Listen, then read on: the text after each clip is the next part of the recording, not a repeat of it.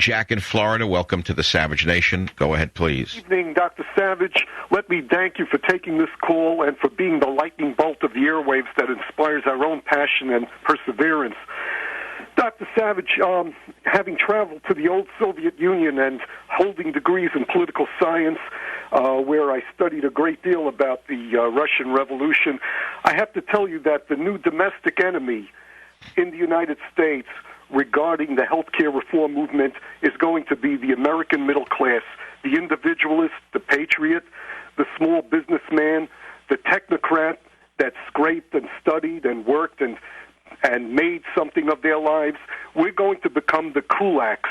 For those in your audience who are unfamiliar with the kulaks, they were family farmers who prospered in the early days of the Russian Revolution, and then when Stalin decided to have national agricultural collectivization, government farms controlled by the government, where every farmer would become an employee, that's when he vilified these peasants, these farmers, made them the enemy. They had parades denouncing them, and finally they deported them to the gulags where they worked them to death. And oh, my we're God. on the brink of something as bad as that. Yes, he's collectivized the auto industry by and large, the banking industry by and large. He's trying to make it government medicine, then what, government agriculture, government media? Where does it end? It ends with death camps.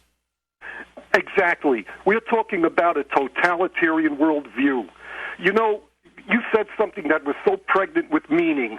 You had said that the road to hell is paved with good intentions. The utopian socialists, the dewy-eyed Marxists, have this vision of heaven on earth if only we could control the economy, if we could control people, control society, we would have equality, we would have fulfillment, and it doesn't work. Anyone who's read... Jack, notice the paradox here. You have people calling themselves liberal who you would think mean live and let live. But they don't mean live and let live. They mean live and let die. They mean live for me, but you will be my serf. You will report to one of the commissars of the Obama administration. Is that what you fear, Jack?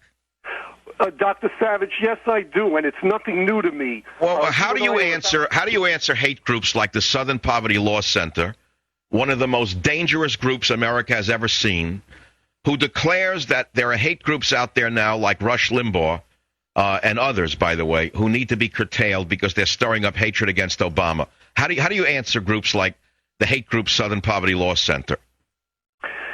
The only answer has to be the growing indignation and the righteous anger of the people who are now finding their voice in these town meetings. Eventually, it will grow into an even bigger movement, but at such time, the polarization will be seen as such a threat to this administration, they will not shrink from using dirty tricks and brute methods guised as law enforcement. That's right. Remember who these people are. The Blagojevich machine in Chicago. People probably forgot Blagojevich, the governor of that state, who was thrown out of office. Blagojevich was not an anomaly of this machine. He was a representative of the machine. It's the very same machine that created Obama, is it not, Jack? Yes, that's exactly right, but it's not unique to just Chicago. Virtually everywhere you'll find some clique, some cabal that... That's right. In San Francisco, we have a mini version of it, the mini-me's of Chicago, run by the Nancy Pelosi clique. They all call themselves libertarians, but in fact, we know they're the opposite. They are actually very, very controlling. They want everything under their control. So they own the local newspaper, and they destroyed it. By owning a local newspaper, they destroyed the local newspaper, which is exactly what happens when government controls something. They usually crush it to death. It doesn't work. It's a system that cannot work in the same way that Stalin collectivized agriculture and millions starved in the Ukraine. If you nationalize health care with these fraudulent phonies, what you'll have is a national disaster. I remember reading about that in high school, that Stalin collectivized the farms, but Mao Zedong did the same thing in China, and 30 million Chinese starved, didn't he? Well, you know, actually, he was more tempered. he was more tempered in his approach to the collectivization of agriculture because he saw what had happened in the Soviet Union. But nevertheless, they did lose millions of people, and one of the episodes which was misguided was the Great Leap Forward, the crash effort to industrialize China overnight, where millions of people lost their lives. Mm-hmm. So let's go to my biggest fear, that they're going to create a Reichstag fire in this country to find an internal enemy. What do you think the Obama administration is going to do now that they're cornered? Who is going to be the enemy, and how are they going to define it? That's where you and I may disagree only in the scenario, but not in the plot. You see a Reichstag fire. Here's what I see. Sergei Kirov gets assassinated, and suddenly gun activists, Second Amendment activists, gun owners are the enemy. I see it. Wait, who's Sergei Kirov? Sergei Kirov was supposedly Stalin's right-hand man. He was the party boss of the Leningrad Soviet, and he was assassinated at his party headquarters in Leningrad, and that's what kicked off the Great Purge. And there's every reason... Oh, in other words, they did it themselves and then blamed it on the internal enemy. Exactly. You mean like the man in the swastika this week who turned out was an Obama plant?